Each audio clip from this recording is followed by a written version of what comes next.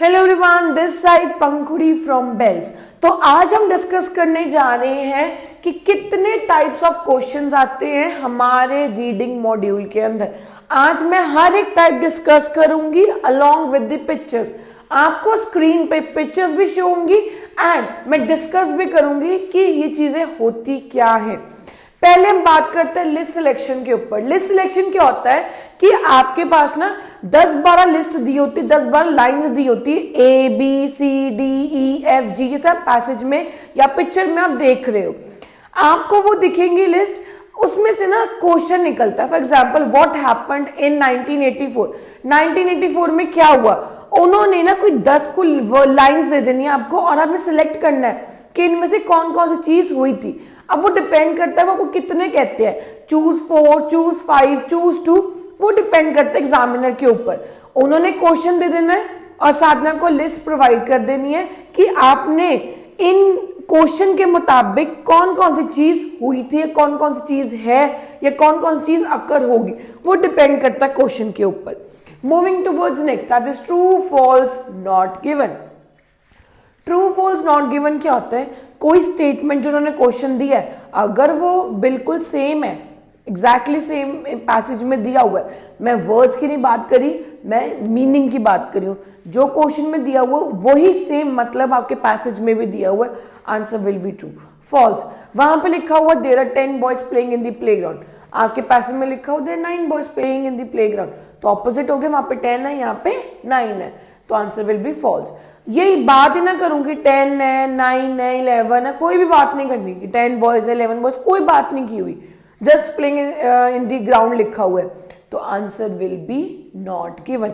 जब कोई information missing होती है आंसर नॉट गिवन होता है, जब कोई चीज ऑपोजिट होती है आंसर फॉल्स होता है। So next is information matching. It is also known as which paragraph contains the information. इसमें क्या होता है कि आपको ना उन्होंने लाइंस दे देनी है, सपोज रेफरेंस ऑफ मैन्युफैक्चरिंग, ठीक है, an example of manufacturing a device, ठीक है, कुछ उन्होंने ऐसे लाइन दे देनी है, आपने देखना है कि ये लाइन कौन से पैराग्राफ में या इस लाइन के ऊपर कौन से पैराग्राफ में बात की गई है। जैसे कि आप पिक्चर में देख सकते हो कि उन्होंने आपको पैराग्राफ्स में से लाइंस निकाल कर दे दी हैं, 10 लाइंस हैं, तो उन्होंने लिख दिया which paragraph contains the information, you have option from A to G, ठीक है, ए टू जी में से आपने लगाने की, यार ये मैम लाइन ए में भी बोली गई है, इसके बारे में सी में बोला तो सी लगा देना। Moving towards next, that is heading matching. This is also known as list of headings.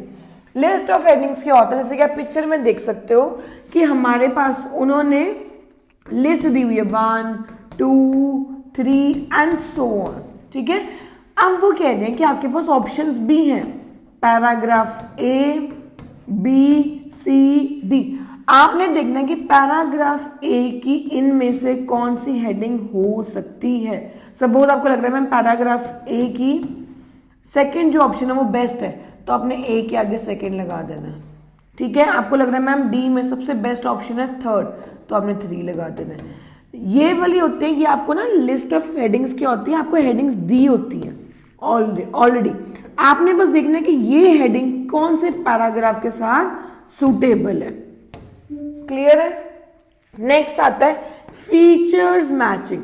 What is now features matching? Features matching होता है कि हमारे पास ना उन्होंने सेंटेंसेस दे देने नहीं, ठीक है, जैसे कि आप पिक्चर में देख सेंटेंसेस दे दिए, नीचे उन्होंने ना हमें ऑप्शंस दे देनी है A B C. For example list of instruments है, यहाँ पे लिस्ट ऑफ इंस्ट्रूमेंट्स दे दिए उन्होंने, पियानो, अपना क्या कहते हैं वायलिन एंड सो ऑन, ठीक है।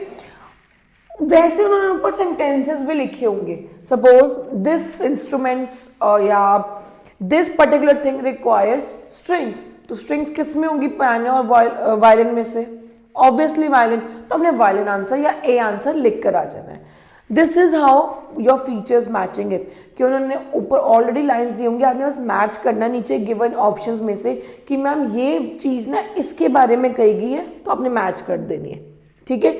अब मैं फॉर एग्जाम्पल आपको कह दूं, आपको मैंने 3 option the, writing, reading and speaking. मैं कहूँ अ module that have 40 questions, a module that have 40 question, ये कौन सा फीचर है, किसके साथ मैच कर रहा है, ये रीडिंग के साथ मैच कर रहा है, तो you will write C option in it. A option was your, I think, writing, B option was speaking, so C option was reading. तो हमने reading के साथ मैच कर देना है कि हाँ जी मैम 40 क्वेश्चन रीडिंग में होते हैं, so I'll write C over here. Next, moving towards the sentence completion, also known as fill in the blanks. आपके पास जैसे आप इमेज में देख सकते हो एक सेंटेंस दिया हुआ, उसमें से एक वर्ड उन्होंने खाया हुआ है, so you have to fill it out according to the given statement, according to the keywords and according to the number of words they mentioned in the question. Next, summary completion. Summary completion is also, you can, it is related to sentence completion but it is a bit different. Sentence completion में क्या होता है, सिर्फ एक sentence ही होता है. Summary completion में आपके पास एक पूरा पैराग्राफ होता है जिसमें से वो 4 से 5 वर्ड्स खा जाते हैं and you have to fill it out. Sometimes क्या होता है, समरी कंप्लीशन में ना आपको नीचे ऑप्शंस भी दिए होते हैं A B C D E F and so on.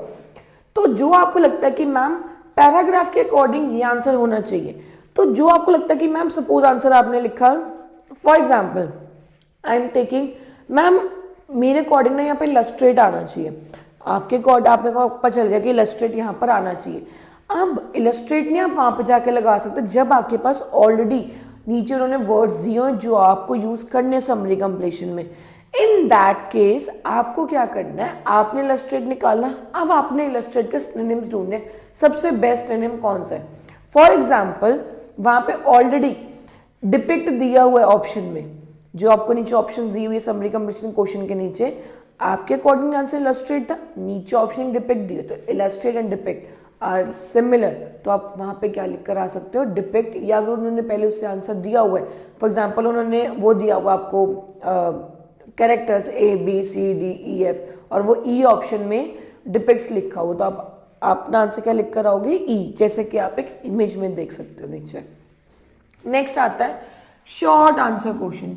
Now what is short answer question. Short answer question होते हैं जो उन्होंने सिर्फ एक पूछ ले, for example what is your name, my name is Pankhuri suppose, ठीक है, तो आंसर क्या यहाँ पे होगा, पंखुड़ी, ठीक है. What are the 4 modules in IELTS, तो आप बता दो रीडिंग लिसनिंग राइटिंग. मतलब इसका क्या होता है कि उन्होंने क्वेश्चन बना देना अकॉर्डिंग टू दी पैसेज, आपने सिर्फ आंसर लिखाना है. मोस्टली जो आंसर होता है वो 1 वर्ड 2 वर्ड के या 3 वर्ड्स मैक्सिमम, उससे ज्यादा नहीं होता. मोस्टली 1 या 2 ही होता है बट कई केसेस में 3 वर्ड्स भी चला जाता है. Next, choosing a title. Choosing a title क्या होता है कि जब वो आपको कहें कि according to you what is the main title और what will you give passage a title. एक ही क्वेश्चन आता है, एक ही एमसीक्यू आता है इन शॉर्ट, जिसमें वो आपको कहते हैं कि चूज ए टाइटल, ठीक है.